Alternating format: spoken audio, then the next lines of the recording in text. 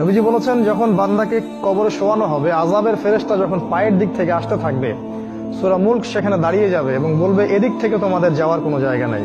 কবরের আযাব থেকে আপনাকে ইনশাআল্লাহ সূরা মুলক বাঁচাতে পারবে।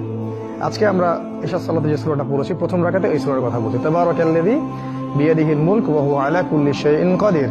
অর্থ সহ পড়লেই বুঝতে পারবেন কেন এই সূরা আপনাকে কবরের আযাব থেকে বাঁচাবে ইনশাআল্লাহ।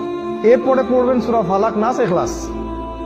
3 বার করে পড়তে হয়। হাত দুটোকে একত্রিত করে নিয়ে ফু দিয়ে মাথা থেকে গায়ের যতদূর পর্যন্ত পারেন মাসাহ করবেন। এই কাজটা কেন করতে হয় জানেন? কারণ যখন আমরা ঘুমাই তখন শয়তান আমাদের ঘাড়ে 3টা গিট দেয়। হাদিসে আছে না? প্রথম গিট দিয়ে বলে যে ঘুমাও, তোমার সামনে লম্বা রাত। আবার দেয়, ঘুমাও, তোমার সামনে লম্বা রাত।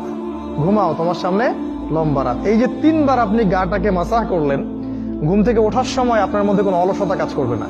ওই গিট কেটে যাবে ইনশাআল্লাহ এই সূরার বরকতে। এই জন্য এটাও 3 বার, কারণ শয়তানের গিটও 3 বার।